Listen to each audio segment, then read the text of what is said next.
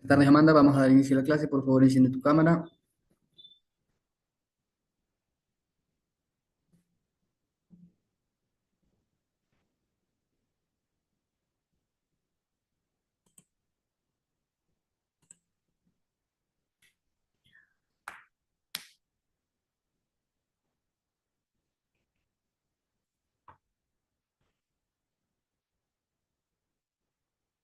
¿Me confirmas, Amanda? ¿Puedes visualizar la pantalla?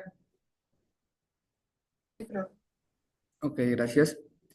Como puedes ver, el tema que vamos a ver en la clase de hoy es el envejecimiento y la muerte celular. El texto indica que el envejecimiento es el proceso de degeneración tanto morfológica como funcional que experimentan las células antes de su muerte. La muerte se caracteriza por la detención de todos los procesos vitales y por la dispersión de la materia que constituyen las células. Como ya hemos comentado, los seres unicelulares se dividen limitadamente. Por ello, en tal caso, no puede hablarse de envejecimiento y muerte celular. No obstante, el individuo como tal desaparece al dividirse las células. A la hora de tratar el envejecimiento y la muerte celular en los seres pluricelulares, es preciso distinguir entre células somáticas y células sexuales. Las células somáticas constituyen los diferentes órganos y partes del cuerpo y llevan a cabo varias funciones, como la digestión, el transporte, percepción. Con el paso del tiempo, se degeneran y finalmente mueren. En cambio, las células sexuales o gametos tras la fecundación, originan un nuevo individuo al que transmiten el mensaje genético de sus progenitores. Este nuevo individuo, a su vez, lo transmite a la generación siguiente. De este modo, puede decirse que la estirpe de células que origina los gametos no envejece ni muere, como las células somáticas. Los experimentos in vitro demuestran que prácticamente todas las células somáticas tienen dificultades para dividirse un número indefinido de veces. Los cultivos evolucionan de modo siguiente. Tras la siembra, las células inician un periodo de divisiones consecutivas que suceden regularmente. Después de un número determinado de divisiones, el ritmo de división disminuye. Posteriormente, las células ya no se dividen ni entran en un estado de G0. Por último, las células experimentan una serie de cambios degenerativos y mueren. Aunque este proceso es común a los tejidos de la mayoría de los seres vivos, existen variaciones que dependen de dos factores: la edad del individuo, del que se obtienen las células. Los cultivos que se siembran a partir de tejidos de individuos jóvenes se dividen más veces que de los que provienen de individuos de más edad. Por ejemplo, los fibroblastos obtenidos de fetos humanos se dividen in vitro unas 50 veces,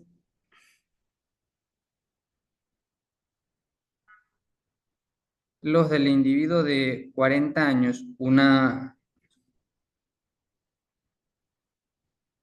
40 veces y los de una persona de 80 años alrededor de 30 veces. O sea que se dividen en los individuos de 40 años 40 veces. En los individuos de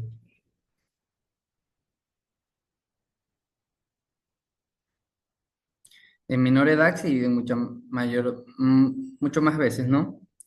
La duración normal de la vida de los individuos, los cultivos de tejidos obtenidos de especies de vida corta, se dividen menos veces que los de especies de vida larga.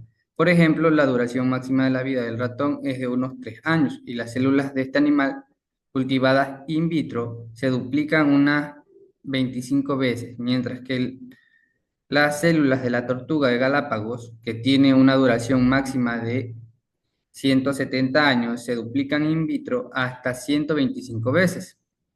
Se ha comprobado que si se congelan los cultivos en unas condiciones estrictas, después de que se hayan dividido en varias ocasiones, se mantienen en estado que incluso durante años, cuando las células se descongelan y recuperan su actividad, lo hacen exactamente en el mismo punto donde se habían detenido. A partir de este momento se dividen el número de veces que les falta para llegar a su límite máximo de división. Estos estudios parecen indicar que de un modo inevitable las células tienen programado el número de divisiones celulares, a partir del cual cesa la proliferación celular. Este hecho es complicado de explicar. ¿Cómo puede la célula llevar la cuenta de veces que se ha dividido? Es la pregunta. ¿Y cómo identificar que ha llegado el momento de tener la proliferación y de morir? Hasta ahora no hay explicación única para este fenómeno. Los científicos consideran diversas hipótesis. Una de ellas es que el ADN contiene información que regula el envejecimiento y la muerte celular. Esto es posible porque el ADN controla las acciones de enzimas que degradan los componentes celulares y provocan la destrucción de las células. Las células acumulan errores. A lo largo de de las sucesivas divisiones que se llevan a cabo a partir de las células embrionarias, estos errores se pueden ir reparando hasta cierto límite. Cuando estos errores sobrepasan la capacidad de las células para repararlos, se producen la degeneración y la muerte. Otra hipótesis es que en los cromosomas existen muchos fragmentos de ADN repetidos que sirven para sustituir los fragmentos que van quedando dañados a lo largo de la vida. Pero cuando ya no es posible la sustitución, entonces aparecen deficiencias en la actividad celular que provoca la degeneración y la muerte. Las tres posibilidades pueden actuar conjuntamente y no se descarta que intervengan otros mecanismos. De hecho, parece ser que también participan otros dos tipos de sustancias. Por favor, Génesis, mencióname las dos tipos de sustancias que menciona el libro.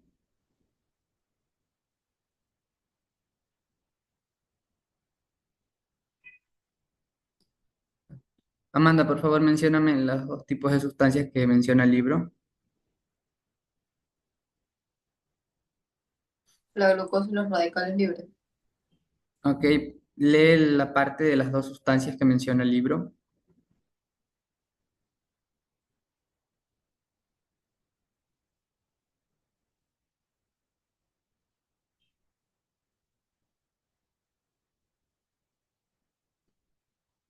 ¿Me lo puedes subrayar, profe?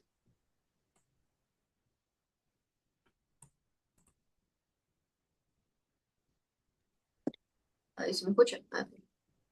La glucosa puede actuar a lo largo de la vida como un agente que altera algunas proteínas. Los radicales libres son grupos funcionales y muy reactivos que se obtienen como productos secundarios en numerosas reacciones metabólicas. Originan daños en los componentes celulares, especialmente en los ácidos grasos poliinsaturados y de las membranas de algunas proteínas y en los cromosomas. Ok, gracias, Amanda. Aquí también tenemos el crecimiento indefinido de las células madres. A partir de la célula madre se originan los 210 tipos de tejidos del cuerpo humano. Se cree que la introducción de células madres sanas a un paciente podría restablecer una función perdida en su organismo. En 1998, dos equipos independientes de científicos de Estados Unidos informaron que habían conseguido aislar y cultivar células madres obtenidas de embriones y fetos humanos. Otros científicos han aislado la telo- telomerasa que podría permitir que los tejidos humanos crezcan casi indefinidamente. Los investigadores han podido usar de una forma controlada para inmortalizar el tejido útil sin producir crecimientos cancerosos o de otros efectos colaterales nocivos. Por lo tanto, los cultivos de células madres no embrionarias pueden ser inducidos a crecer y desarrollarse casi de forma ilimitada para el uso clínico. Tenemos la necrosis y apoptosis. Al hablar de muerte celular es preciso distinguir entre muerte por necrosis y muerte por apoptosis. La muerte por necrosis se produce cuando las células sufren una lesión que sobrepasa su capacidad de reparación de los daños sufridos. Se produce necrosis debido a heridas por infecciones o por agresiones de agentes químicos. También se produce necrosis cuando por falta de irrigación sanguínea un tejido deja de recibir oxígeno. En cambio, la muerte por apoptosis, también conocida como muerte celular programada o suicidio celular, es un proceso controlado por la célula misma. En un momento determinado activa una serie de enzimas que se encargan de su propia destrucción. La apoptosis es un proceso que tiene lugar de forma natural a lo largo de la vida de los organismos. Por ejemplo, en la especie humana durante el desarrollo embrionario se produce la separación de los dedos por apoptosis del tejido que los mantiene unidos en las primeras fases del desarrollo. En la anermis se generan los queratinocitos, células que se desplazan hacia las capas superficiales de la piel.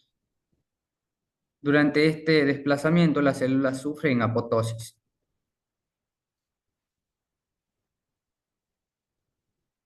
para llegar a la zona más superficial y formar una capa de células muertas que protegen la piel. En otros seres vivos se da este mismo tipo de reacciones por apoptosis. Los, los renacuajos pierden la cola y las plantas dejan de caer las hojas muertas. En los casos mencionados, la apoptosis se produce porque en el plan de especialización de estas células se incluye la muerte. Por ello, las células dejan de recibir las señales químicas que necesitan para el mantenimiento de la actividad y se desencadenan la apoptosis. También se produce apoptosis cuando las células han sufrido una alteración que hace que se comporten de un modo anormal y que perturben el funcionamiento de los tejidos, como en el caso de las células que se transforman en cancerosas. En este ejemplo, la autodestrucción de las células es un mecanismo de seguridad que evita la proliferación de un tejido anormal, con el consiguiente trastorno para todo el organismo.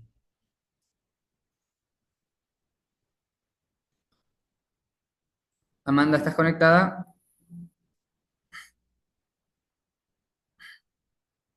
Sí, profe. Ok, Amanda, el tema que hemos hablado del envejecimiento y la muerte celular, dime qué pudiste entender del tema. ¿Tienes alguna duda con respecto al envejecimiento y la muerte celular? A ver, que son fenómenos naturales que ayudan a regular el cuerpo y que son, que no se pueden parar, por así llamarlo. Y no, no tengo ninguna duda, profe. Ok, listo. Dime, Amanda, ¿cuáles son los dos tipos, aparte de los que ya hemos visto, de el proceso, pues no, eh, que participan, los dos tipos de sustancias que participan en el proceso de la muerte celular? En la muerte celular está la necrosis y la apoptosis. Ok, listo.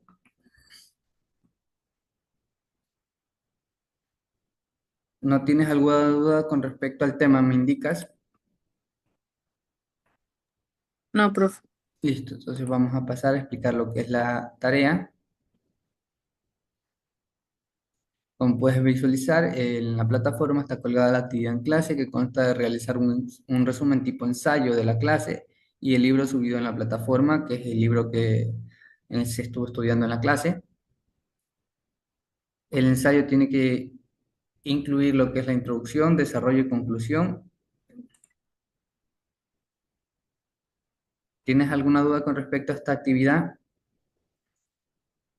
No, profe. Listo, vamos a pasar a la siguiente.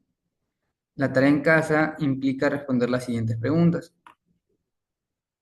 La primera pregunta es: ¿cuál es la diferencia principal entre las células somáticas y las células sexuales en cuanto a su ciclo de vida? ¿Qué factores determinan cuántas veces se puede dividir una célula somática en cultivo in vitro? Y la tercera pregunta: explica brevemente la diferencia entre necrosis y apoptosis y dar un ejemplo de cada una.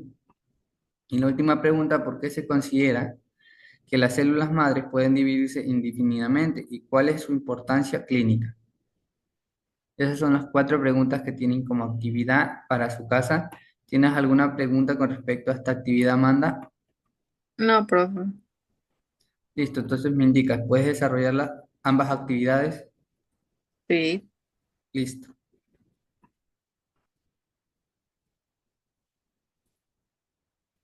Ok, entonces ya habiendo explicado la clase y la tarea, puedes desarrollar la actividad en clase y subirla a la plataforma. Ambas tareas caducan a las 10 de la noche de hoy día.